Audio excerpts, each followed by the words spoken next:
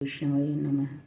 शान्ताकारं भुजगशयनं पद्मनाभं सुरेशं विश्वाधारं गगनसदृशं मेघवर्णं शुभांगं लक्ष्मीकान्तं कमलनयनं योगिर्विद्यानगम्यं वन्दे विष्णुं भवभयहरं सर्वलोकैलोकनाथं।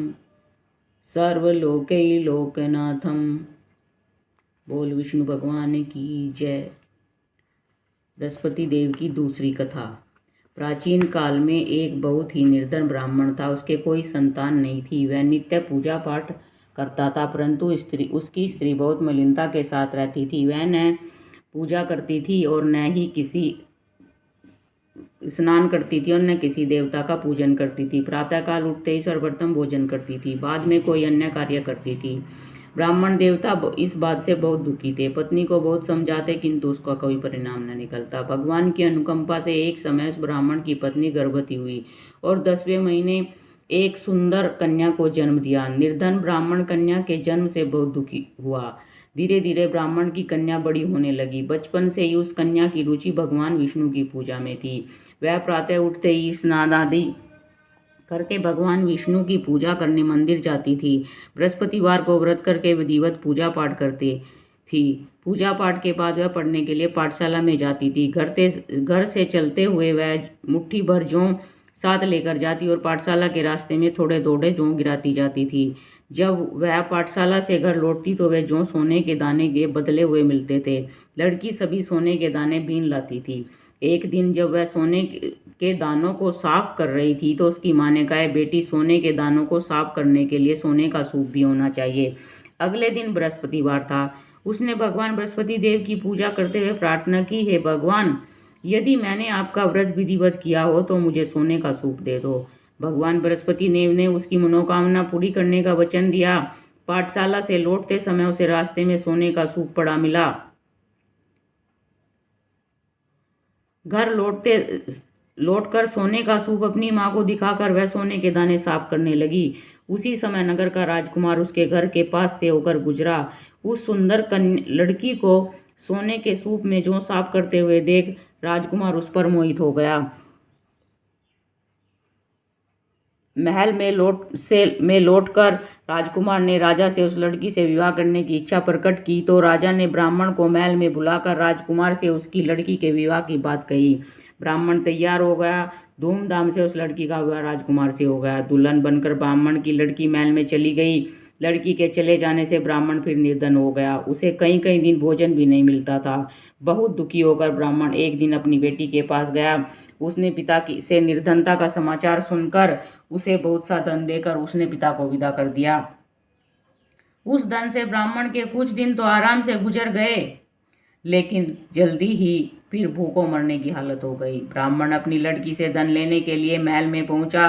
लड़की ने पिता की बुरी हालत देखकर कहा, पिताजी, आखिर आप कब तक मुझसे धन लेकर जीवन यापन करेंगे? आप ऐसा कोई उपाय क्यों नहीं करते जिससे आपका घर धन संपत्ति से भर जाए? ब्राह्मण ने कहा, मैंने तो तेरी माँ को बहुत समझा लिया, उसकी समझ में कुछ नहीं आता। उसका फुहड़पन नष्ट हो तो घर की निर्धनता भी दूर हो जाए।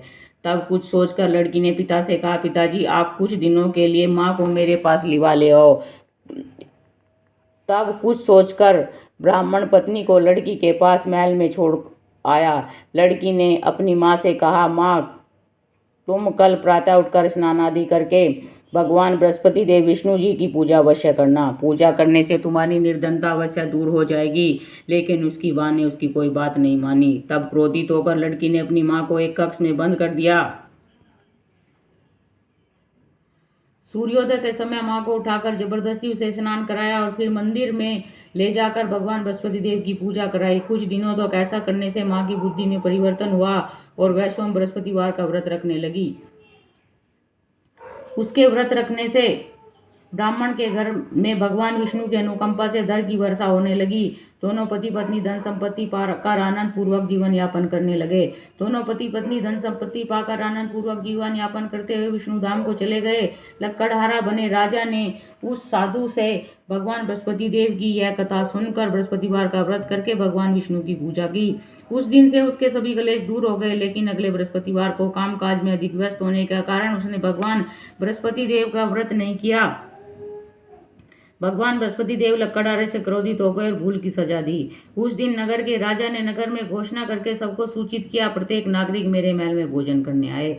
जो नहीं आएगा उसे अपराधी मानकर भारी दंड दिया जाएगा। लक्कड़हारा बने राजा ने उस नगर के राजा की घोषणा तो सुनी, लेकिन जंगल से लकड़ी काट कर लाने में और उन्हें बेचने में देर हो जाने के कारण वह समय पर महल में भोजन करने नहीं जा सका।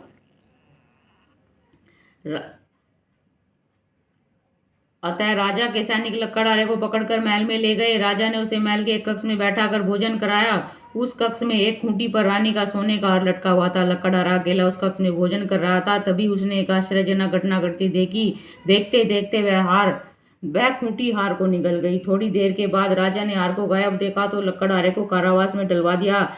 लक्कड़हारा मन ही मन अपने भाग्य को कोसने लगा। तभी उसे जंगल में मिले साधु का स्मरण हुआ। थोड़ी देर में भगवान बृहस्पति देव सन्यासी के रूप में उसके सामने प्रकट हुए और कहा, हे लक्कड़हारे, तूने भगवान बृहस्पति देव की पूजा नहीं की, इसी कारण तुम्हें कष्ट हुआ है। लेकिन अब चिंता मत करो, बृहस्पतिवार के दिन कारागार के दरवाजे पर तुम्हें कुछ पैसे पड़े मिलेंगे। उन पैसों से भगवान बृहस्पति देव का व्रत करके उनकी पूजा करोगे तो तुम्हारे सब दुख नष्ट हो जाएंगे। बृहस्पतिवार के दिन दरवाजे पर पड़े मिले पैसों से चने और गुड़ मंगाकर लक्कड़हारे ने बृहस्पतिवार की कथा कही। भगवान बृहस्पति देव ने प्रसन्न हो उस नगर के राजा को स्वप्न में लक्कड़हारे को कारागार से मुक्त करने को कहा।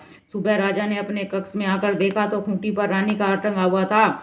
राजा ने लक्कड़हारे को मुक्त कर दिया, उसे धन और आभूषण देकर विदा किया। लक्कड़हारा बना राजा उस नगर से चलकर अपने नगर में पहुंचा तो उस नगर में कुएं, धर्मशाला, बाग बगीचे देखकर बहुत प्रसन्न हुआ।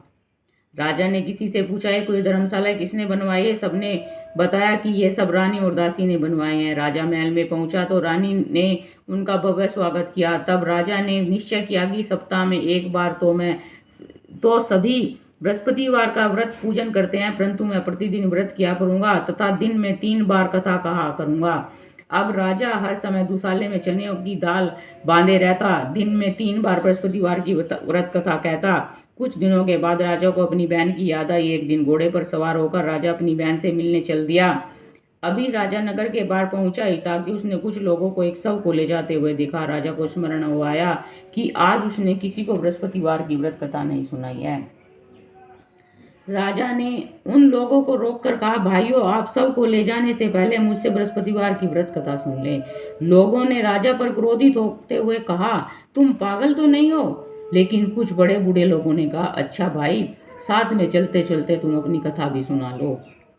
राजा के चलते हुए आधी कथा सुनाई थी कि सब हिलने लगा। राजा के पूरी कथा सुनाते ही सब उठकर बैठ गया। लोगों ने हैरानी से दांतों तले उंगली दबाई और अगले बृहस्पतिवार से भगवान बृहस्पति देव का व्रत करने व कथा सुनने का निश्चय कर लिया। अब घोड़े पर सवार राजा चलते हुए एक किसान के पास पहुंचा। किसान अपने खेत में हल चला रहा था। राजा ने कहा, अरे भाई, मुझसे बृहस्पतिवार की व्रत कथा सुन लो। किंतु किसान झुंझलाकर बोला, अरे भाई, देख नहीं रहे, जितनी देर तक तुम्हारी कथा सुनूंगा उतनी देर में तो पूरे खेत में हल चला लूंगा। राजा निराश होकर चलने लगा। तभी किसान के बैल लड़खड़ाकर जमीन पर गिर पड़े।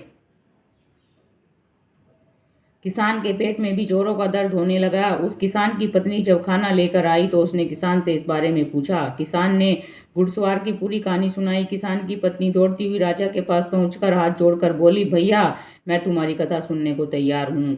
राजा ने उसके साथ खेत पर पहुंचकर बृहस्पतिवार की कथा सुनाई।